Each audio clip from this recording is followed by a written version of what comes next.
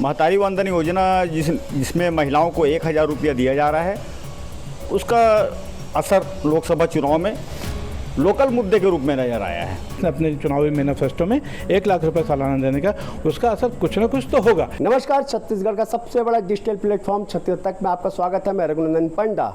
2024 का लोकसभा चुनाव छत्तीसगढ़ में 3 चरण में संपन्न हुआ, जिनमें से दुर्ग लोकसभा भी है। ईवीएम में जो मत 7 मई को मतदाताओं ने डाला है, आज वो स्ट्रांग रूम में सुरक्षा के साथ सुरक्षा बलों के अधीनस्थ सीसीटीवी कैमरे में कैद है। अब 4 जून को जो ईवीएम में मत निकलेंगे, मतगणना होगा, उसमें कौन सी पार्टी राजनीतिक दल को उम्मीदवार को अधिक वोट मिलेगा, ये तो 4 जून को पता चलेगा। आज हम राजनीतिक चौपाल इस्पात नगरी भिलाई के वरिष्ठ पत्रकार जनों से राजनीतिक चौपाल कर रहे हैं। ये वो पत्रकार हैं जो अपना 35 से 40 वर्ष पत्रकारिता में दे चुके हैं। समाज का दर्पण, चौथा स्तंभ पत्रकार को कहा जाता है। ये कई लोकसभा चुनाव की रिपोर्टिंग कर चुके हैं, विधानसभा चुनाव की रिपोर्टिंग कर चुके हैं। अब हम इनकी जुबानी इनसे बात सुनते हैं। वरिष्ठ पत्रकार प्रवीण शर्मा जिससे हम बात करते हैं, कौन से उम्मीदवार चुनाव के बाद दमदार दिख रहे हैं?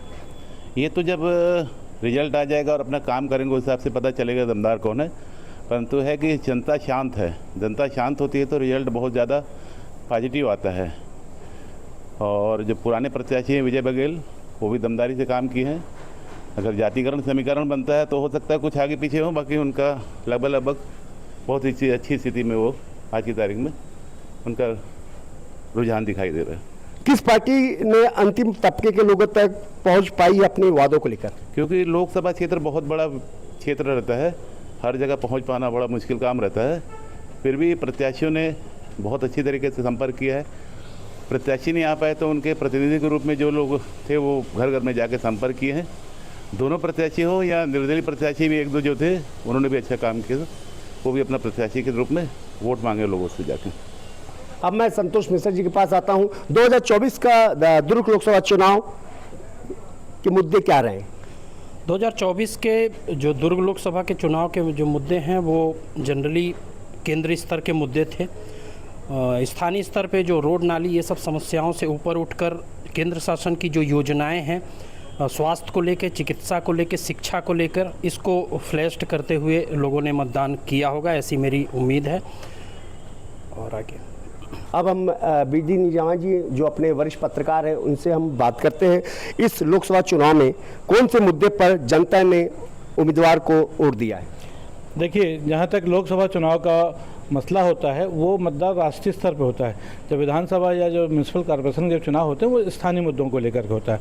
तो इस समय जो बात हो रही है वो राष्ट्र हित की बात हो रही है। निसंदेह जो बहुत बड़ा हिस्सा है अभी जो मुद्दा है आज की तारीख में यदि देखा जाए तो वो सेंट्रल गवर्नमेंट को लेकर के, जैसे मोदी जी एक बड़ा चेहरा है और उनको लेकर के आज पूरे देश ही नहीं पूरे अंतर्राष्ट्रीय स्तर पे भी चर्चाएं चल रही हैं और ये माना जा रहा है कि वो तीसरी बार सरकार बनाएंगे। लेकिन सवाल सिर्फ इतना ही है कि वो लीड बढ़ती है उनकी, घटती है। मतलब 400 पार होते हैं नहीं या 370 में इनके पार होते हैं नहीं, ये एक अलग मैटर है। लेकिन इतना ज़रूर है कि इस बार एक जो विपक्षी गठबंधन कहा जाए, देखा जाए, जो उन्होंने जो आपसी जो तैयारी की है उसके पहले कभी नहीं रही। दूसरी बात ये कि 10 सालों का कार्यकाल मोदी जी का वो देख चुकी है हम जनता। तो निसंदेह एक समय होता है कि 10 साल के कार्यकाल के बाद जनता उन कार्यों का अवलोकन भी करती है। तो निसंदेह और कहीं ना कहीं से वो जो बात जो 400 और 370 की हो रही है वो तो पूरी हुई नहीं दिखाई नहीं पाती। लेकिन ये तय है कि कॉन्टेस्ट बहुत टफ है, इतना आसान नहीं है। लेकिन फिर भी कहीं ना कहीं ऐसा लगता है कि राष्ट्रीय मुद्दों पर लड़ा जा रहा है इस चुनाव में। ख़ास तौर पे इस बार गठबंधन की जो तैयारियां हैं वो भी कहीं ना कहीं नया गुल खिला सकती हैं और कुछ भी अप्रत्याशित रिजल्ट आ सकता है। वरिष्ठ पत्रकार निजामी जी कह रहे हैं कि 2024 का लोकसभा चुनाव पूरे भारत में एक ऐतिहासिक होगा। विपक्ष के नेताओं ने जो तैयारी अभी की, अगर पहले से की होती तो रिजल्ट और अच्छा आएगा। ये तो समय बताएगा कि प्रधानमंत्री नरेंद्र मोदी के चेहरे पर मतदाताओं ने कितना वोट दिया है। 400 का जो नारा है भारतीय जनता पार्टी का, ये 4 जून को पूरा होता है या तो 370 के अंदर होता है या 200 सीट होता है, या तो 4 जून से ईवीएम से जो मत निकलेगा उनसे पता चलेगा। अब हम वरिष्ठ पत्रकार DK साहू जी के पास आते हैं। इस बार झुकाव जनता का किस तरफ रहा? देखिए रघु जी, इस बार मोदी की गारंटी पूरे लोकसभा में देखने को मिली है और जो 4 महीना पहले विधानसभा चुनाव हुआ, उसके चलते झुकाव महतारी वंदन योजना जिसमें महिलाओं को 1000 रुपया दिया जा रहा है, उसका असर लोकसभा चुनाव में लोकल मुद्दे के रूप में नज़र आया है। लेकिन दूसरा एक मुद्दा ये भी है, सामाजिक स्तर पे साहू समाज का प्रत्याशी दिया है कांग्रेस ने, जिसके कारण वोट विभाजन हुआ है। क्योंकि पिछले बार अगर हम 2019 की बात करें तो साहू समाज और कुर्मी समाज कहीं ना कहीं एकजुट रहे थे और भाजपा के पक्ष में पोलिंग हुई थी। इस बार दोनों का विभाजन हुआ है मतों का, इसलिए परिणाम, हालांकि भाजपा इसमें मजबूत नजर आ रही, लेकिन नज़दीकी परिणाम हो सकता है। जो योजना चल रही छत्तीसगढ़ प्रदेश में कितनी भूमिका निभा रही इस बार लोकसभा चुनाव में उनका? निसंदेह मैं डी के साहू जी की इस बात से सहमत हूँ कि अगर हम छत्तीसगढ़ की बात करें तो यहाँ पर महिलाओं का जो रुझान है महतारी वंदन योजना को लेकर ज़बरदस्त है। और जो सरकार बनी है, क्योंकि कोई भी आंकड़े ऐसे नहीं थे जो एग्जिट पोल के 2023 के दिसंबर में जो चुनाव हुए हैं कि वो कहीं पर भी भाजपा की वापसी के कुछ संकेत दे रहे हों, लेकिन जो अप्रत्याशित रिजल्ट जो आया है 2023 दिसंबर का, वो उसके लिए जो मूल जो जनाधार था वो यही था कि महतारी वंदन योजना के तहत चूँकि 1000 रुपये हर महीने देने का जो वादा था, आज भारतीय जनता पार्टी उसको दे भी रही है, तो उसका असर भी इस लोकसभा में भी भारतीय जनता पार्टी को मिलेगा, फायदा भी मिलेगा, निस्संदेह, इसमें कहीं कोई दो राय नहीं है। और वो एक बहुत बड़ा इशू छत्तीसगढ़ की पॉलिटिक्स में रहा है। 1 लाख रुपए कांग्रेस भी देने की बात करी अगर हमारी सरकार आती सत्ता में। हाँ, ये देखिए, मैंने वही कहा कि इस बार जो है महागठबंधन अपने तैयारियां की हुई हैं और जो विभिन्न राजनीतिक दल हैं अपने अपने मैनिफेस्टो में कहीं ना कहीं लोक लुभावन वादों को लेकर के आ रहे हैं। अब जनता उस पर कितना विश्वास करती है इसका पता तो 4 जून को ही पता चलेगा। लेकिन चूंकि हमारे देश की जनता को भी जो है कहीं ना कहीं इस बात की आदत हो गई है, चाहे वो मुफ्त गैस सिलेंडर हो, चाहे वो बिजली बिल हाफ हो, चाहे वो अभी एक महतारी वंदन योजना हो। इसलिए चौथा एक जो बड़ा उन्होंने एक ऑफर दिया है कांग्रेस ने अपने चुनावी मैनिफेस्टो में 1 लाख रुपये सालाना देने का, उसका असर कुछ ना कुछ तो होगा, लेकिन कितना होता है ये कह नहीं सकते। लेकिन विशेष रूप से यदि हम दुर्ग की बात करें तो दुर्ग में निसंदेह पिछली बार के मुकाबले चूँकि साहू वोट भले अलग अलग हो गए हैं, इसलिए मतों का अंतर कम है। हालांकि निसंदेह यहाँ पर भारतीय जनता पार्टी जीत के और अग्रसर है, इसमें कोई नज़र नहीं आ रहा। लेकिन जो 3,91,000 वाली बात थी वो दुर्ग में इस बार मत का अंतर कम होगा।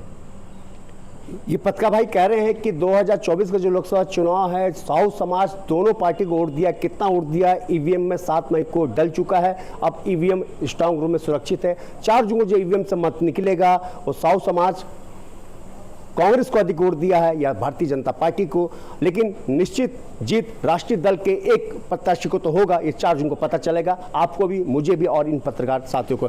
मैं संतोष भाई के पास फिर आता हूँ। वोटिंग प्रतिशत के हिसाब से 2019 से इस बार में कितना बदलाव आया है? इस बार प्रतिशत बढ़ा है, निश्चित तौर पर 2% कुछ वोटिंग बढ़ी है। 11-12 बजे तक ठीक हुआ, इसलिए मतदान का प्रतिशत थोड़ा कुछ बढ़ा और उसका फ़ायदा किस पार्टी को मिलेगा ये कहा नहीं जा सकता। लेकिन निश्चित तौर पर एक बात ये सामने आती है कि शेर के सामने मेमने वाली स्थिति शुरुआत में थी। जो प्रत्याशी को लेकर जो संसदीय सचिव रहे, जो पहले सांसद रहे, उसके सामने एक आपने ऐसा प्रत्याशी दिया है जो शायद पार्षद चुनाव भी न जीत पाया हो। उसके बाद लेकिन कांग्रेस ने एक समीकरण के तहत उसे दिया था कि साहू समाज का एक अच्छा रहे, लेकिन जो दावा किया जा रहा था कि एक समाज विशेष साथ में है, वो निश्चित तौर पर ऐसा नहीं है। दोनों पार्टियों की तरफ रुझान लोगों के रहे हैं और इस आधार पे ही जीत हार का निर्णय निश्चित किया जा सकेगा। जीत हार का निर्णय भारतीय जनता पार्टी के उम्मीदवार को मिलेगा कि कांग्रेस को मिलेगा, ये तो 4 जून को पता चलेगा। संतोष भाई ने बताया है, क्योंकि साहू समाज का वोट दोनों राष्ट्रीय पार्टी के उम्मीदवार को मिला है। कितना मिला है? जिस पार्टी के उम्मीदवार को साहू समाज का अधिक वोट मिला है वो दुर्ग लोकसभा का 2024 का सांसद बनेगा। 4 जून को पता चलेगा और संसद में शपथ लेगा, ये तो 4 जून को पता चलेगा। कौन जीत रहा है 2024 के लोकसभा चुनाव में दुर्ग लोकसभा से? जीतने वाली हार जीत वाली तो जब तक इवेंट घोषित नहीं हो जाता तब तक बताना मुश्किल है। बाकी है कि संघर्ष दोनों पार्टी राष्ट्रीय पार्टियों में है। जाति समीकरण भी हो सकता है, चाहे तो महतारी बंधन योजना हो सकता है, महंगाई हो सकता है, बेरोजगारी हो सकता है। मुद्दा ये मुद्दे के आधार पर आगे जो लोगों ने मतदान दिया है उसका 4 मई को जब ईवीएम निकलेगी पेटी से तब उसको पता चलेगा कि कौन जीता है। 4 जून को जो ईवीएम से मत निकलेगा वो तो पता चलेगा कौन जीत रहा। सच में सभी निश्चित है। अब मैं दूसरे भाई के पास आता हूँ। विजय बघेल कुर्मी समाज से, राजेंद्र साहू साहू समाज से, दोनों में व्यवहार मतदाताओं को रिझाने में कितने कामयाब रहे? देखिए, दुर्ग जिला मूल रूप से कुर्मी और साहू दोनों यहाँ पर बहुत ज़्यादा अधिकता है। पूरे प्रदेश की बात करें तो साहू समाज नंबर 1 पे, कुर्मी समाज नंबर 2 में। देखिए 19-20 का अंतर है। और पिछली बार चूँकि 2019 का जो लोकसभा चुनाव हुआ था उसमें प्रतिमा चंद्राकर वो भी कुर्मी समाज के थी और विजय बघेल भी कुर्मी समाज के थे। तो साहू समाज ने, जब साहू समाज का कोई कैंडिडेट नहीं था, लेकिन साहू समाज ने इन दोनों में से किसी एक को चुना और अपना समर्थन उसको दिया, तो वो कहीं ना कहीं प्रतिमा चंद्राकर के मुकाबले विजय बघेल अपने व्यवहार की वजह से, सादगी की वजह से, अपने आचरण की वजह से उन पर भारी पड़े और इसलिए एक तरफा वोट साहू समाज का वो विजय बघेल को मिला था और जिसकी वजह से ही लगभग 3,91,000 की जो लीड है विजय बघेल जी की रही। इस चुनाव में भी चूँकि पिछले 5 साल लगातार वो सक्रिय रहे हैं विजय बघेल जी और उनका आचरण हर इस किस्म का है कि दुश्मन भी उनका दोस्त हो जाता है। और इस बार जबकि राजेंद्र साहू, हालांकि साहू समाज को टिकट देकर कांग्रेस ने कार्ड खेला, एक चाल चली है ताकि जो ध्रुवीकरण जो था साहू समाज का कहीं ना होने पाए, तो उनके फेवर में रहे खासतौर पर राजेंद्र साहू के, इसलिए उन्होंने एक चाल चली है। लेकिन कहीं ना कहीं व्यक्तिगत संबंध और जो 5 साल की उनके जो कार्य चली रही है उसको लेके ऐसा लगता है कि विजय बघेल का पलड़ा भारी है। कांग्रेस हाईकमान ने राजेंद्र साहू को टिकट देके एक बहुत बड़ा राजनीतिक कार्ड खेला है, ये पत्रकार कह रहे हैं। और ईवीएम में कितना मत राजेंद्र साहू के भाग्य को मिलेगा, मिल रहा है, ये ईवीएम में बंद है। अब 4 जून को पता चलेगा। मैं दूसरे भाई के पास आता हूँ। बताते हैं कि मतदाता हल्ला कर रही कि 2 बघेल छत्तीसगढ़ में चुनाव लड़ रहे हैं। एक विजय बघेल दुर्ग लोकसभा से, दूसरे भूपेश बघेल। राजेंद्र साहू तो किनारे है क्योंकि राजेंद्र साहू छोटे भाई है भूपेश बघेल के। क्या कहना चाहते हैं? हाँ, राजेंद्र साहू भूपेश बघेल की अनुपस्थिति में पाटन विधानसभा में उन्होंने साहू समाज को साधने का काम किया है कांग्रेस के सपोर्ट में। तो निसंदेह भूपेश बघेल के लिए छोटे भाई जैसे ही है राजेंद्र साहू। लेकिन यहाँ लोकसभा चुनाव में विजय बघेल पाटन के बेटे हैं। पिछले बार सीएम रहते हुए विजय बघेल को पाटन विधानसभा से लीड मिली थी, इसलिए अभी राजेंद्र साहू और विजय बघेल के बीच में मुकाबला है। तो विजय बघेल पाटन में भी राजेंद्र साहू से भारी पड़ेंगे, ऐसा राजनीतिक जानकारों को कहना है। और अन्य जगहों में भी विजय बघेल का पलड़ा भारी नज़र आ रहा है। भले जो लीड का पिछले बार की लीड जो थी 3,91,000 से ज़्यादा की, उसमें लीड कम हो सकता है। भूपेश बघेल तो वर्तमान समय में पाटन के विधायक, कितना लीड दिलाएंगे अपने कांग्रेस के उम्मीदवार को? देखिए, वहाँ पाटन की राजनीति कुछ अलग है। वहाँ पे एक बघेल को चाहते हैं विधायक बना रहे और दूसरा बघेल सांसद बने। वहाँ के मतदाताओं की ये शुरू से रुझान रही है। आपको याद होगा कि भूपेश बघेल वहाँ विधानसभा विधायक रहते हुए ताराचंद साहू जी के साथ सांसद का जब चुनाव लड़े थे तब भी हार गए थे पाटन से।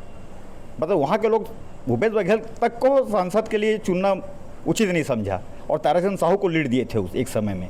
और पिछले लोकसभा चुनाव समय में विजय बघेल वहाँ से लीड लिए सीएम रहते हुए। इसलिए इस बार भी विजय बघेल का पलड़ा दुर्ग लोकसभा में भारी है। ये बिलाई के वरिष्ठ पत्रकार है जो कह रहे हैं कि दुर्ग लोकसभा में जो जातिगत समीकरण है वे कितना भारी पड़ रहा है। और सबसे बड़ी चीज़ है 2 बघेल यानी भूपेश बघेल और विजय बघेल यानी वर्तमान समय में भारतीय जनता पार्टी के उम्मीदवार हैं और भूपेश बघेल पूर्व मुख्यमंत्री और पाटन के विधायक।